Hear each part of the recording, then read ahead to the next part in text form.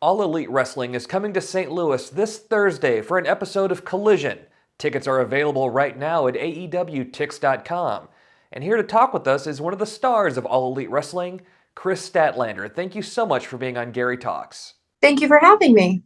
You are one of the biggest stars not only in AEW but in all of pro wrestling. How did you get involved in the business? Did you grow up as a fan? I actually did not grow up a fan. I found wrestling in a way through stunt doubling. I started training in stunt doubling, and then I had met some friends who were local wrestlers. They had brought me in as a manager, and then I was like, I could probably do that. And then I just kind of switched over from stunts to wrestling, and here I am now. You said you started in stunts. Were you mainly a stunt woman in TV and film? No, it wasn't. I never really got to a point where it was a full-time thing because I was also working a regular job and I was in school at the same time too. I was busy, and then wrestling, apparently I was pretty decent relatively early, and wrestling kind of took over very quickly for me. So then what would you consider your first big break? I would say it probably, I don't know if it was my big break, but it was my breakout match would probably be against John Silver at Beyond Wrestling. And I believe it was in 2018 at a show called Please Come Back. And that was kind of the match that, really got the ball rolling for me. And people were like, "Oh, she's got something here." So When something like that happens, do you know during the match, can you feel something special is happening, or do you not really know until after the match and you start getting feedback? I would say it definitely was not in the moment. I can't. Anytime I'm in a match, I'm always like, I hope I just don't embarrass myself, mostly in some way. And uh, it wasn't really until like afterwards, a lot of people told me it was a great match, and it was just very nice to hear that. But I knew I was in there with a great opponent, even though he is a terrible, mean person. Um, uh, it's hard to give yourself credit that early on and be like, oh yeah, that was all me, when I know that it takes two to tango. And I guess I didn't really realize the effects of it until years later, because that, it's something I can easily look back and be like, oh yeah, that was the moment it happened. But then also during that match, the only time this ever happened, one of my contacts fell out during my match. So I was also really worried about, I couldn't really see. Um, and yeah, there's a lot going on in that moment that it's like you kind of need a reflection time to really appreciate things for what they were. Well, and AEW is one of the biggest wrestling promotions out there right now. I mean, big time TV shows, sold out arenas. What was it like whenever they called you to come join their roster? It's so exciting.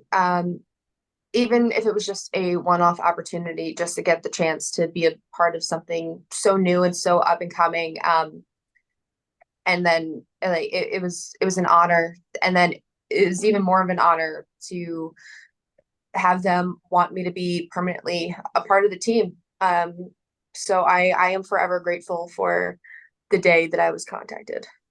And as a lot of people probably already know, you are a former TBS champion. So what's it like being someone who didn't really grow up a fan? You didn't have any plans on becoming a pro wrestler, and here you are, finding yourself super popular and a champion. What's that like? Um, it's one of those things that when you don't know what you want in life, and then you find something that seems to be working for you, and then you accomplish something so great that so few people have done. um, it makes it kind of cements the fact that you found what you were meant to do. And whether wrestling loves me back, I will always love wrestling. And it's moments like that that I have to remind me that I am doing what I meant to do. As I mentioned earlier, AEW is coming to St. Louis this Thursday for a taping of Collision. Tickets are on sale right now at AEWTix.com. What kind of matches can people expect to see? Well, we're seeing some high stakes matches. I know two that have been announced are the finals for Wrestle Dynasty with the women.